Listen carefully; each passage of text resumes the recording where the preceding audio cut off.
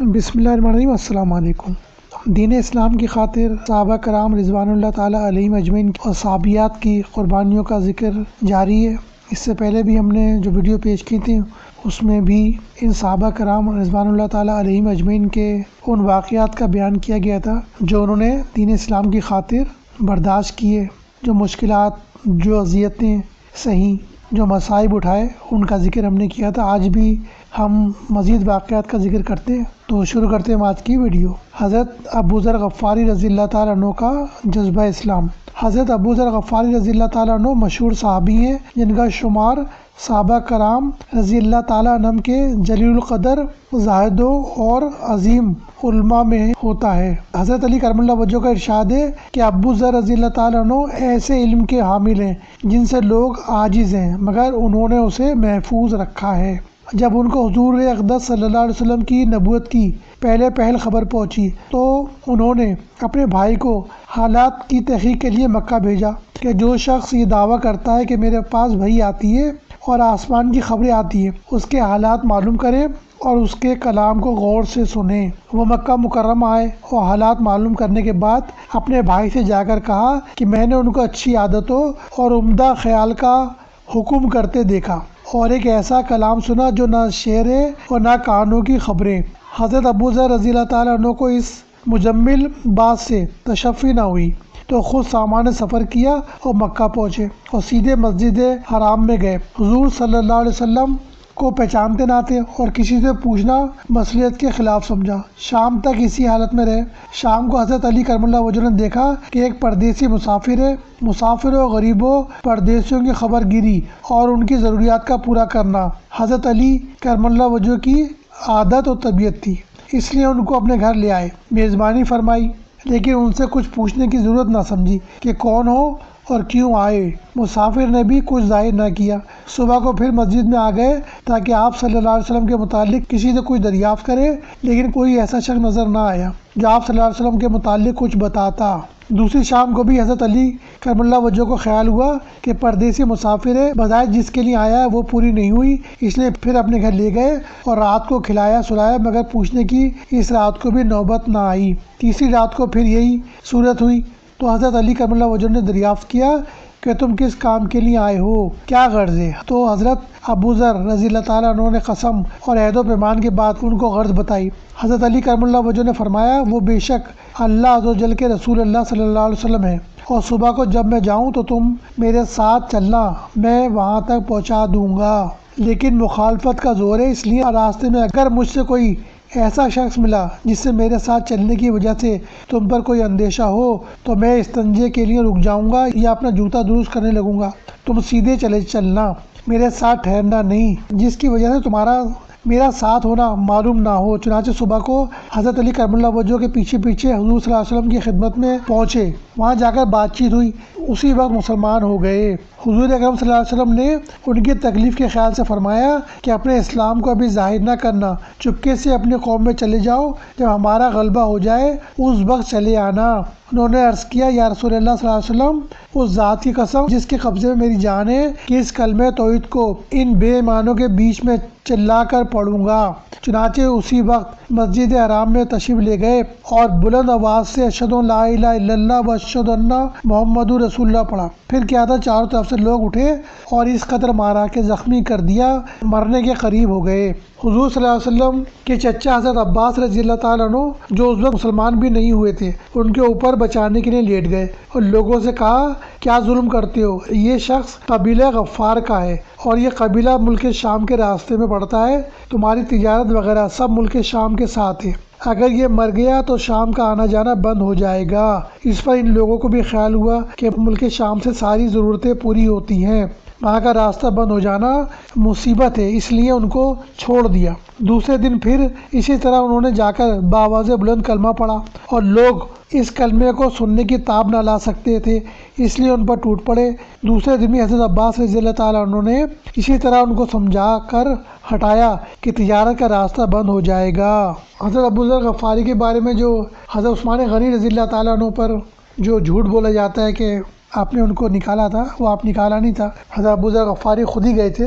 حضرت عمار اور ان کے والدین رضی اللہ تعالیٰ عنہ، حضرت عمار رضی اللہ تعالیٰ عنہ اور ان کے ماں باپ کو بھی سخت سے سخت تکلیفیں پہنچائی گئیں۔ مکہ کی سخت گرمی اور ریتیلی زمین میں ان کو عذاب دیا جاتا اور حضور اقدس صلی اللہ علیہ وسلم کا اس طرف گزر ہوتا تو صبر کی تلقین فرماتے اور جنت کی بشارت فرماتے۔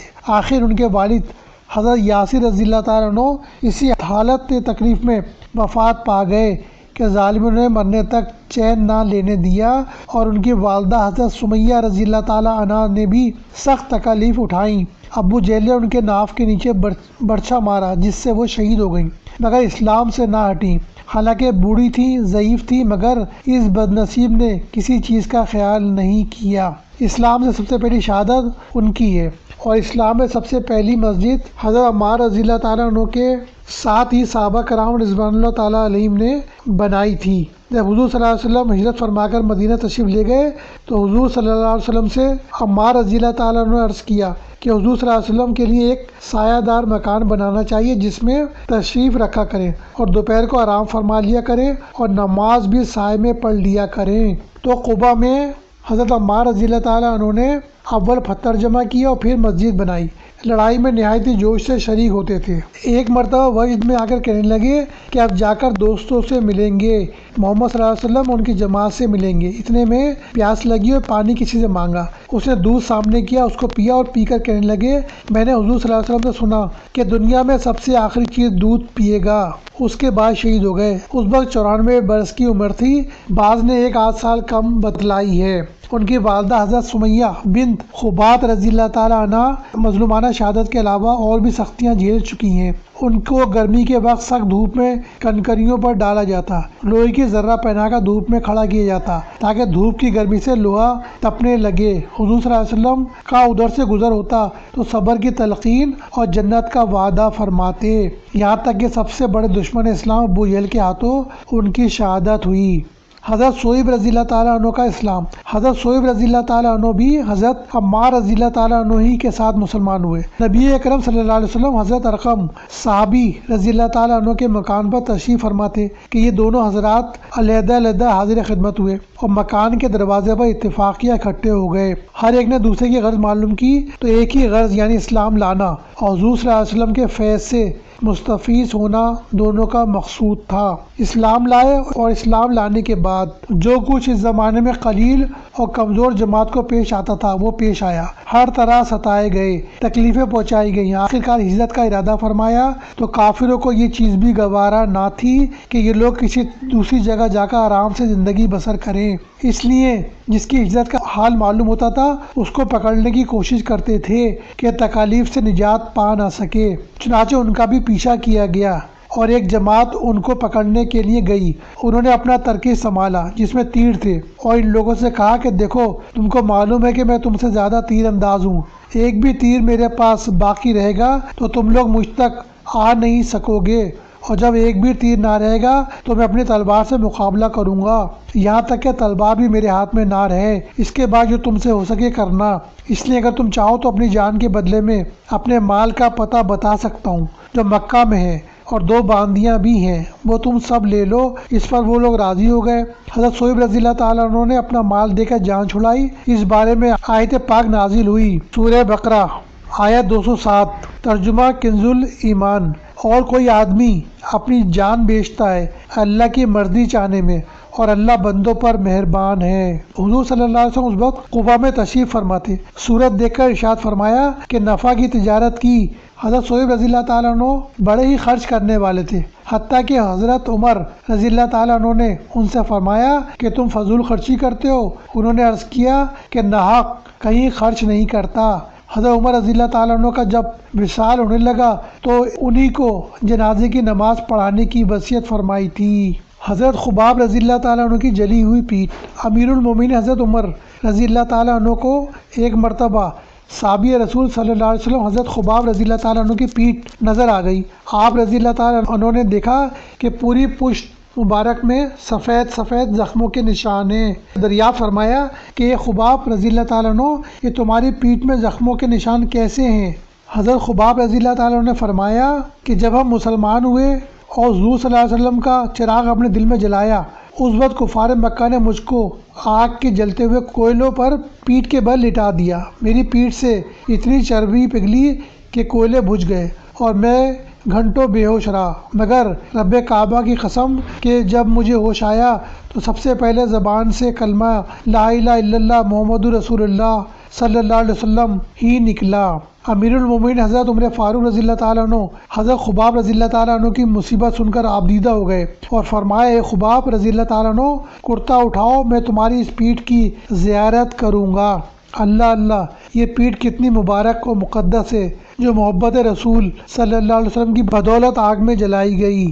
حضرت عمار رضی اللہ تعالیٰ عنہ آگ کے کوئلوں پر۔ اسی طرح حضرت عمار بن یاسر رضی اللہ تعالیٰ عنہ کو پہلے چوب اور کوڑوں کی مار سے کفار نے نڈھال کر دیا، پھر آگ کے دیکھتے ہوئے کوئلوں پر پیٹھ کے بل لٹا دیا، مگر یہ استقامت کا پہاڑ بن کر اسلام پر ثابت قدم رہے۔ اس حالت میں حضور صلی اللہ علیہ وسلم ان کے قریب سے گزرے تو حضرت عمار رضی اللہ تعالیٰ عنہ نے یا رسول اللہ صلی اللہ علیہ وسلم کہہ کر پکارا۔ عمار رضی اللہ تعالیٰ عنہ کی یہ مصیبت دیکھ کر رحمت عالم صلی اللہ علیہ وسلم کا دل صدموں سے چور چور ہو گیا۔ رحمت عالم صلی اللہ علیہ وسلم حضرت عمار رضی اللہ تعالیٰ عنہ کے زخموں پر اپنے دست شفقت پھیرتے ہوئے فرماتے کہ عمار پاکیزہ اور خوشبودار ہے۔ حضرت ابو سلمہ رضی اللہ تعالیٰ عنہ کے زن اور فرزند۔ حضرت ابو سلمہ رضی اللہ تعالیٰ عنہ صاحب الہجرتین ہیں۔ پہلے حبشہ کو ہجرت کی، پھر وہاں سے واپس ہو کر مدینہ منورہ ہجرت کر گئے۔ مدینہ منورہ کی طرف ہجرت کرتے وقت انہوں نے اپنی زوجہ اور اکلوتے بیٹے سلمہ کو اونٹ پر بٹھایا اور خود نکیل پکڑ کر روانہ ہوئے۔ ان کے میکے والے خاندان بنو مغیرہ کے لوگ آ گئے اور کہا، خبردار اے ابو سلمہ، تم خود جا سکتے ہو، مگر اپنی لڑکی ام سلمہ کو ہرگز تمہارے ساتھ مدینہ نہیں جانے دیں گے۔ اور زبردستی ظالموں نے ام سلمہ اور بچے سلمہ کو اونٹ سے اتار لیا۔ لوگ سمجھتے تھے کہ بیوی اور بچے کی محبت ابو سلمہ رضی اللہ تعالیٰ عنہ کو ہجرت سے روک لے گی، مگر وارے محبت رسول اللہ صلی اللہ علیہ وسلم کا جذبہ کہ بیوی اور بچے کی جدائی سے کلیجہ شک ہو رہا تھا، مگر قدم نہیں ڈگمگائے اور بیوی بچے کو خدا حافظ کہہ کر اکیلے مدینہ چلے گئے۔ پھر ابو سلمہ رضی اللہ تعالیٰ عنہ کے خاندان والے بنی عبد الاسد نے بچے سلمہ کو یہ کہہ کر بنی مغیرہ سے چھین لیا کہ لڑکی تمہاری ہے مگر بچہ ہمارے خاندان کا ہے۔ اس طرح بی بی ام سلمہ رضی اللہ تعالیٰ عنہ اپنے شوہر اور لخت جگر دونوں سے جدا ہو گئیں اور 1 سال تک شوہر اور بچے کے فراق میں روتی رہیں۔ بالآخر ان کے چچا داد بھائی نے سب کو سمجھا بجھا کر راضی کر لیا کہ ام سلمہ رضی اللہ تعالیٰ عنہ اپنے بچے کو لے کر ابو سلمہ رضی اللہ تعالیٰ عنہ کے پاس چلی جائیں۔ بی بی ام سلمہ رضی اللہ تعالیٰ عنہ کا جذبہ ہجرت دیکھیے کہ بچے کو لے کر تنہا مدینہ روانہ ہو گئیں۔ تنیم کے پاس عثمان بن طلحہ ملے جو ابھی مسلمان نہیں ہوئے تھے، مگر نہایت شریف انسان اور ابو سلمہ کے دوست تھے۔ پوچھا، تم اکیلی کہاں جا رہی ہو؟ انہوں نے کہا، مدینہ۔ پوچھا، تمہارے ساتھ کوئی نہیں؟ بی بی ام سلمہ رضی اللہ تعالیٰ عنہ نے کہا، ہمارے ساتھ اللہ عز و جل کی ذات کے سوا کوئی بھی نہیں۔ عثمان بن طلحہ کہنے لگے، یہ غیر ممکن ہے، تم ایک شریف کی بیوی ہو کر تنہا اتنا لمبا سفر کرو۔ خود اونٹ کی نکیل پکڑ کر بی بی ام سلمہ رضی اللہ تعالیٰ عنہ کو مدینہ منورہ پہنچا دیا۔ راستے میں اونٹ پر سامان لاد کر اونٹ کو بٹھا دیتے اور خود کسی درخت کی آڑ میں چھپ جاتے۔ جب ام سلمہ رضی اللہ تعالیٰ عنہ سوار ہو جاتی تھی تو یہ اونٹ کی نکیل پکڑ کر چل دیتے تھے۔ اس طرح بی بی ام سلمہ رضی اللہ تعالیٰ عنہ مدینہ منورہ اپنے شوہر ابو سلمہ رضی اللہ تعالیٰ عنہ کے پاس پہنچ گئیں۔ پھر جب 4 ہجری میں حضرت ابو سلمہ رضی اللہ تعالیٰ عنہ ایک جنگ میں زخمی ہو کر شہید ہو گئے تو حضور رحمت للعالمین صلی اللہ علیہ وسلم نے بی بی ام سلمہ رضی اللہ تعالیٰ عنہ سے نکاح فرما لیا اور ان کو امت مسلمہ کی مادر مقدس ہونے کا شرف حاصل ہو گیا۔ یہ صحابہ کرام اور صحابیات کا دین اسلام کی خاطر صحبتیں، مشکلیں، اذیتیں اور مصائب برداشت کرنے کے بارے میں آج کی ویڈیو تھی۔ ملتے ہیں انشاءاللہ ایک نئی ویڈیو کے ساتھ۔ السلام علیکم۔